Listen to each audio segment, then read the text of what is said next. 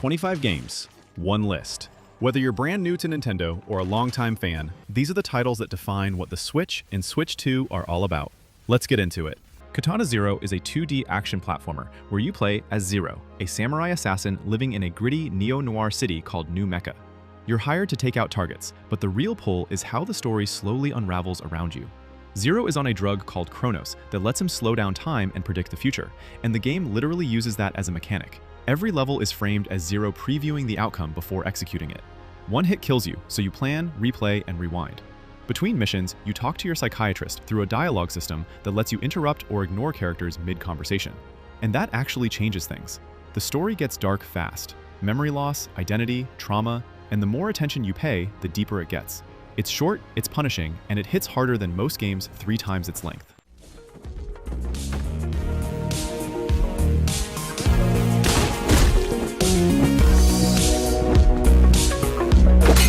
Cuphead is a run-and-gun game built almost entirely around boss fights, and it will not go easy on you. You play as Cuphead, or Mugman, in co-op, 2 brothers who lost a bet with the devil, and now have to collect souls across the Inkwell Isles. The whole game is hand-drawn, in the style of 1930s rubber hose cartoons, with watercolor backgrounds and original jazz music that sounds and looks stunning in motion. Every boss is a multi-phase encounter, with completely unique attack patterns to learn and memorize. You collect coins between runs to buy new weapons and super moves, and mixing loadouts gives you options. It's genuinely hard. Some bosses will test your patience over and over, but finishing one after 20 attempts feels incredible. The co-op on Switch with Joy-Cons makes it an easy pickup whenever you want a session of beautiful, brutal gaming.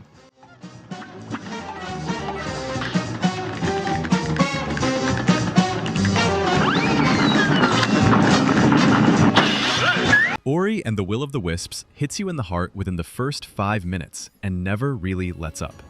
You play as Ori, a small glowing spirit, exploring the dying forest world of Naiwen to help a young owl named Ku find her purpose. The movement is silky. You glide, dash, bounce off walls, and chain abilities in a way that feels almost musical. The exploration is Metroidvania style, with new powers unlocking new areas as you progress. Combat is woven into the mix too, with projectiles and melee that feel sharp and responsive. The world design rewards curiosity, and every area has a distinct personality. On top of all that, the visuals are jaw-dropping, and Gareth Coker's orchestral soundtrack is one of the finest in gaming. It's emotional, gorgeous, and it plays like nothing else on the platform.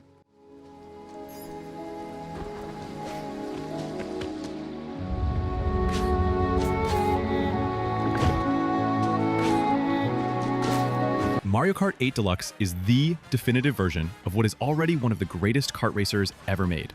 You get 48 base tracks, a massive roster of characters, and the anti-gravity racing mechanics from the original Wii U version, all in one polished package. The Booster Course Pass brought that total to 96 tracks, pulled from across the series' history. You pick your character, build your kart, and race through deserts, underwater cities, and Rainbow Road, while items like shells, lightning bolts, and the dreaded blue shell keep every race wild and unpredictable. Battle mode got fully redesigned arenas and multiple modes too. Whether you have 5 minutes or 5 hours, whether you're alone or have 4 people on the couch, Mario Kart 8 Deluxe just works every single time. One of the Switch's best-selling games ever, and rightfully so.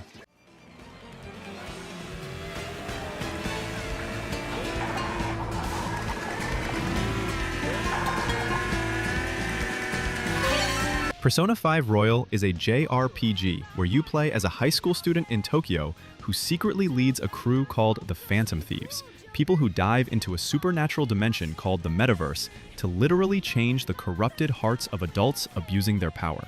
The story tackles manipulation, systemic injustice, and rebellion with real style and intelligence.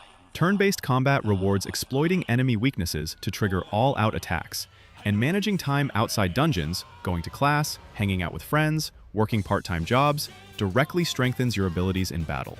Every party member has a deep, personal arc you invest in over a roughly 100-hour journey. Royal added a new character, new story content, a whole extra semester, and quality of life improvements that make it the definitive version. Long, but it never drags. One of the best-written RPGs ever made. Go down!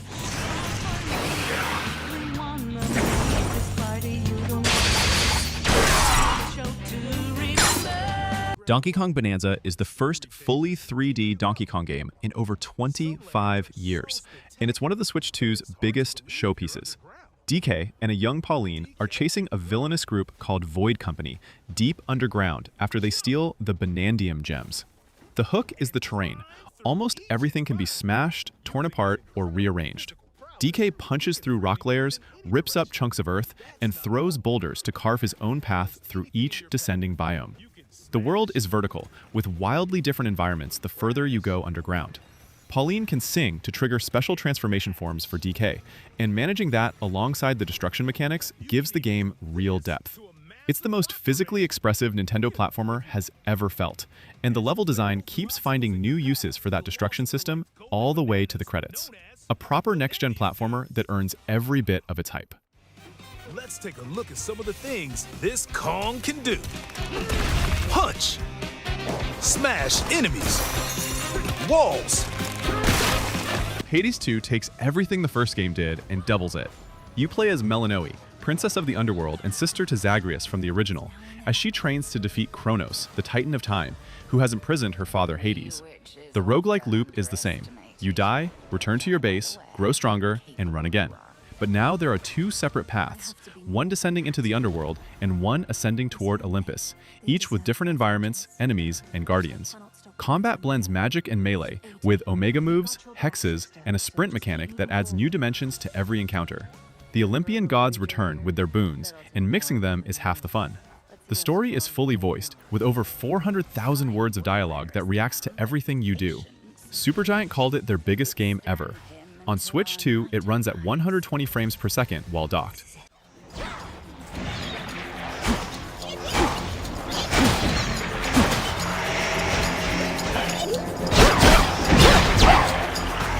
Metroid Dread is the long-awaited fifth chapter in the 2D Metroid story, and it was absolutely worth the wait.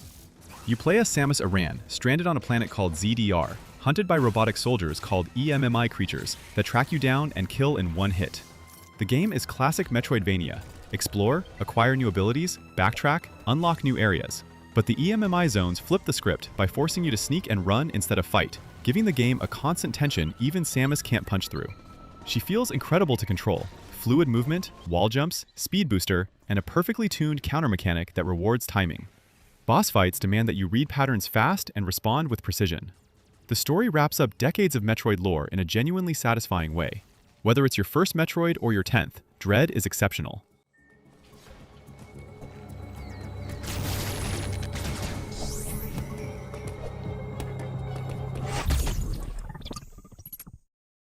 Blueprints might be the most unique game on this entire list. You inherit a mysterious manor called Mount Holly, and somewhere inside is room 46, a hidden chamber no one has ever found. Every day you explore, but the house resets and reshuffles its layout each run. The mechanic is roguelike, but instead of combat, you draft rooms from randomized cards at each doorway, choosing what comes next. Every room has its own puzzles, resources, and secrets. The deeper you go, the more complex the logic gets, and the more the story reveals itself through notes, environmental clues, and details hiding in plain sight. Thinking is the gameplay, and the puzzle design is so tight that every discovery feels genuinely earned. It launched as the highest-rated game of 2025 on Metacritic. One developer spent 8 years building this alone. Play it.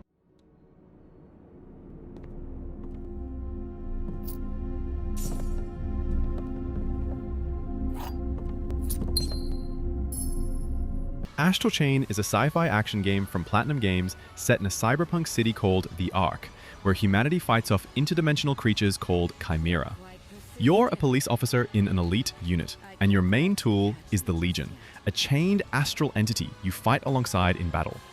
The combat is genuinely unlike anything else. You control your character and the Legion simultaneously, chaining them together for combo attacks, restraining enemies with the chain, and solving environmental puzzles.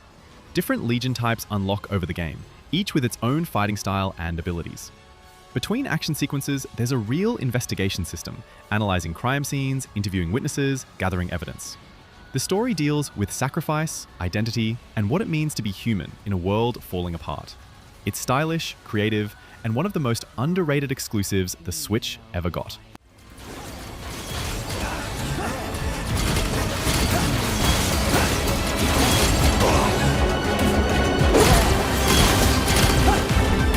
Teenage Mutant Ninja Turtles Shredder's Revenge is a love letter to classic beat-em-ups, and it absolutely nails the feeling.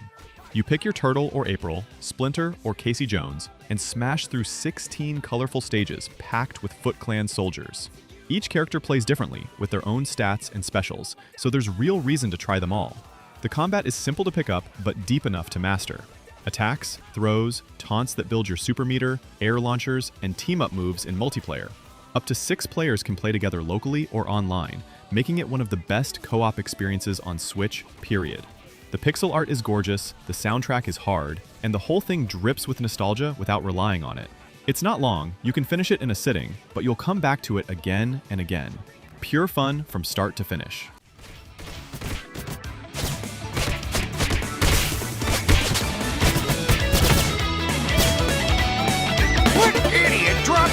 Kirby and the Forgotten Land is Kirby's first proper 3D game, and it nails the transition completely.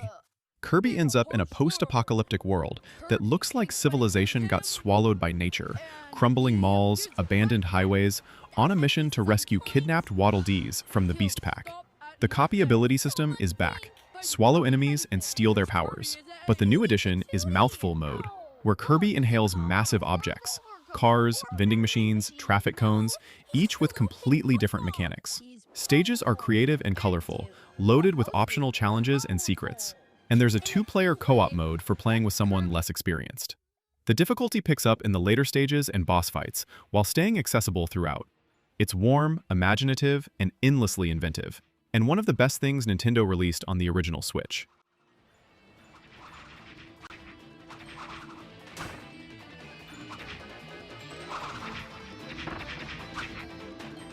Dead Cells is a roguelike action platformer that always has you going for one more run. You play as a headless prisoner, navigating a shifting island fortress with no memory and a world that slowly reveals its secrets the more you explore. The combat is fast and deeply satisfying. You find weapons as you go, from swords and bows to traps and grenades, and the way they synergize into builds keeps every run feeling fresh. When you die, you lose your progress, but keep cells to permanently unlock new gear and upgrades. Levels are procedurally generated, so no 2 runs feel identical. Every boss has a different rhythm to learn and exploit. The game has been updated with free content for years, including the Return to Castlevania DLC that brought Dracula's castle and iconic gear into the mix. Dead Cells is one of the tightest, most replayable action games the Switch has. Full stop.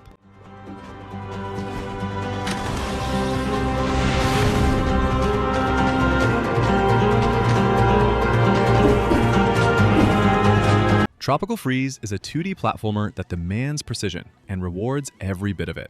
The Snowmads invade DK's island and freeze everything over, and DK sets out with Diddy, Dixie, and Cranky Kong to take it back. Each partner changes your options.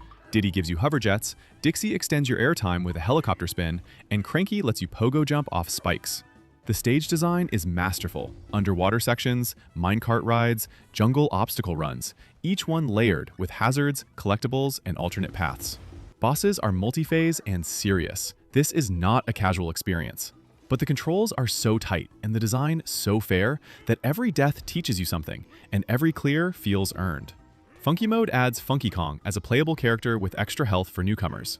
Originally a Wii U game, the Switch version is the definitive way to experience one of Nintendo's finest platformers.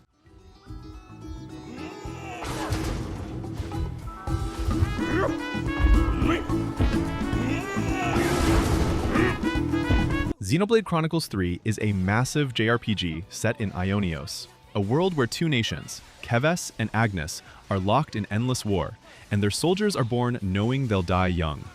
You follow Noah and Mio, fighters from opposite sides who join forces after a strange encounter exposes the truth behind their world.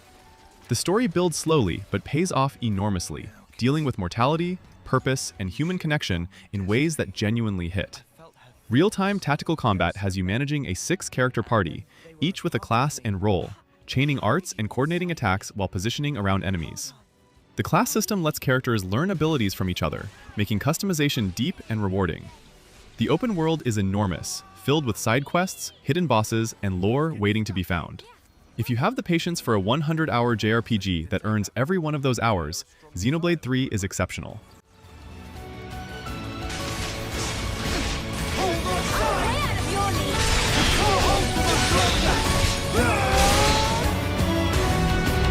Pragmata is Capcom's brand new action-adventure built on the RE engine, and it's one of the most visually striking games on the Switch 2 right now.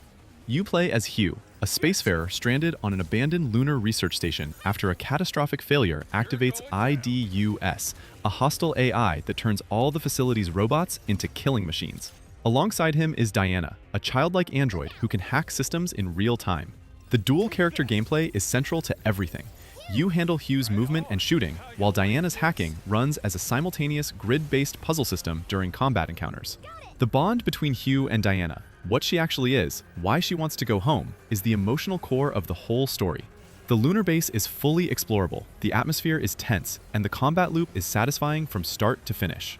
Capcom hasn't launched a new IP this ambitious in a long time.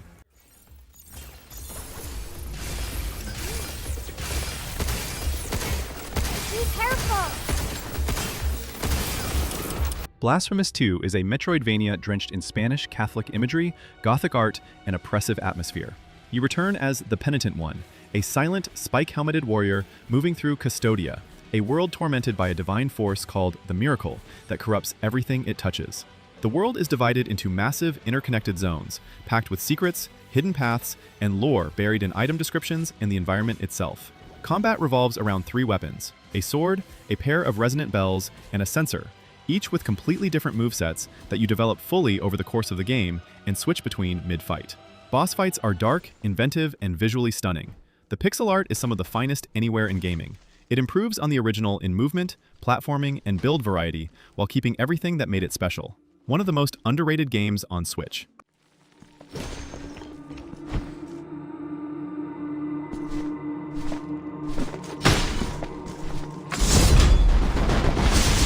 Fire Emblem Three Houses is a tactical RPG where you're a mercenary turned professor at Garreg Mach Monastery, a military academy in the land of Fodlan. 3 rival houses representing different nations compete under your guidance, and the first major choice you make is which one to join. That decision shapes your story, your cast, and the side of the coming war you'll fight on. Between battles, you spend time at the monastery, teaching, exploring, sharing meals, and building relationships that directly improve your students' combat stats and abilities. The grid-based tactical battles use weapon triangles, terrain advantages, and gambit abilities that let your whole unit rush an enemy simultaneously. The story routes are dramatically different, the Crimson Flower route especially, and playing all 4 gives you the full picture of one of Nintendo's most layered, politically complex narratives, a remarkable achievement. Is that all?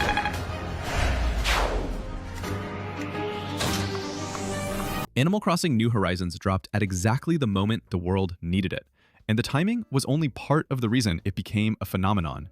You arrive on a deserted island with a tent and a debt to Tom Nook, and from there, you build and shape your island any way you want. Fish, catch bugs, dig up fossils, plant trees, terraform the land, decorate it inside and out. The game runs in real time, and your island changes with the actual seasons, weather, and time of day. Villagers move in with their own schedules and personalities. You visit friends' islands or open yours. The whole thing is designed around relaxing daily sessions, but the depth for players who want to go all in on design is enormous. There's no combat, no fail state, no pressure. Over 43 million copies sold. It's genuinely one of the few games that feels like a place to just exist in.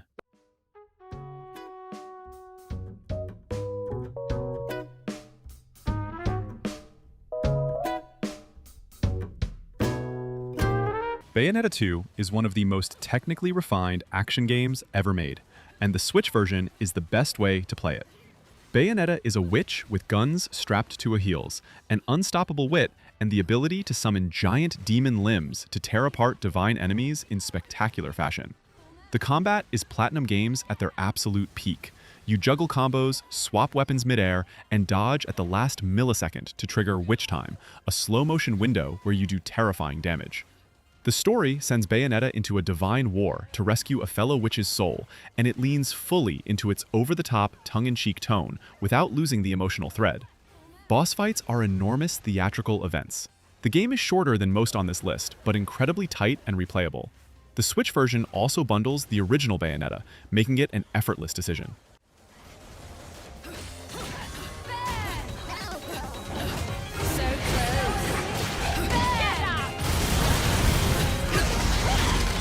Silksong was one of the most anticipated games in recent memory, and when it finally arrived in September 2025, it delivered in full. You play as Hornet, the fast, acrobatic princess protector from Hollow Knight, who finds herself in an entirely new kingdom called Farloom, a world ruled by Silk and Song, filled with ancient rituals and strange creatures. Hornet's moveset is completely different from the original Knight. She's faster, more aggressive, uses a needle and thread to attack and traverse, and has a tool system that expands throughout the game. Farloom is enormous, over 150 enemy types, around 40 boss encounters, all built with the obsessive detail that made the original so beloved. The Metroidvania exploration is as deep as ever, with secrets buried in every corner and a layered underground world that reveals itself slowly. Christopher Larkin's soundtrack is exceptional again.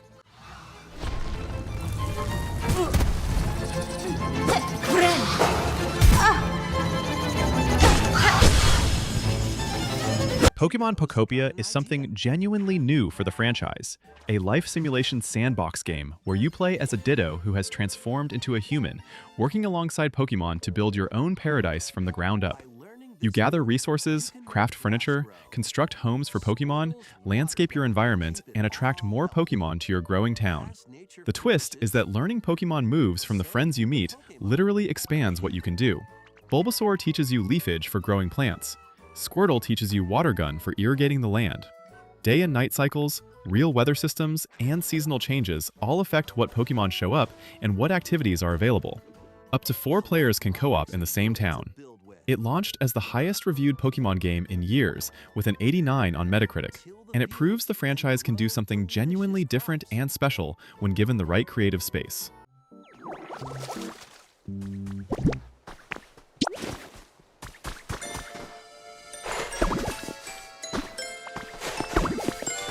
Final Fantasy Tactics: The Ivalice Chronicles. This is a full enhanced remaster of the legendary 1997 tactical RPG, rebuilt for modern platforms with original team members involved. The story is set in Ivalice, a kingdom fractured by political conflict called the War of the Lions, after the king's death leaves a child on the throne. You follow Ramza, son of a noble military family, and his childhood friend Delita, a commoner, as their paths diverge across a story of ambition, betrayal, and class warfare, where the history books record none of the truth. The tactical combat places your party on isometric grids, where positioning, terrain height, and your chosen job classes determine everything. Mastering the job system, unlocking classes like knights, black mages, archers, monks, and dozens of secret roles is deeply rewarding. The remaster adds full voice acting, improved visuals, a turn order display, difficulty settings, and a classic mode recreating the 1997 original.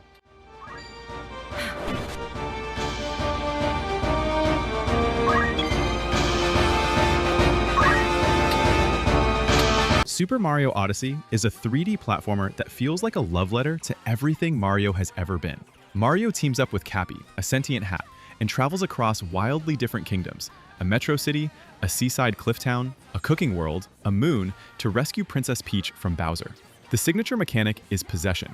Throw Cappy at enemies, animals, or objects, and you control them. A T-Rex, a tank, a Goomba stack, a painting. Each kingdom uses this differently and builds its whole stage design around it. Power moons are hidden everywhere in ridiculous quantities, and finding them through exploration and experimentation is the heart of the game. It rewards curiosity above everything else. The post-game content alone could fill another game. The controls are precise. The music is fantastic. The worlds are creative and joyful. It's one of the defining games of the Switch, and one of Nintendo's finest platformers ever.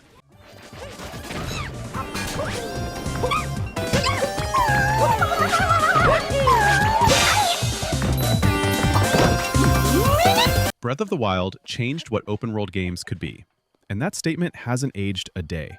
You wake up as Link with no memory in a ruined Hyrule, and the whole world is open to you from that very first moment. Mountains, shrines, villages, volcanic wastelands, snowfields, all of it reachable from the start. The physics and chemistry engine underpins everything. Fire spreads through grass, metal conducts lightning, ice melts, wind moves objects. Every puzzle has multiple solutions, and the game never tells you which one to use.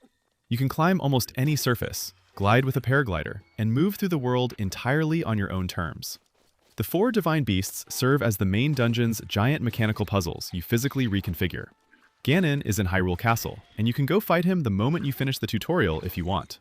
The freedom is total. Discovery never stops, even past 100 hours.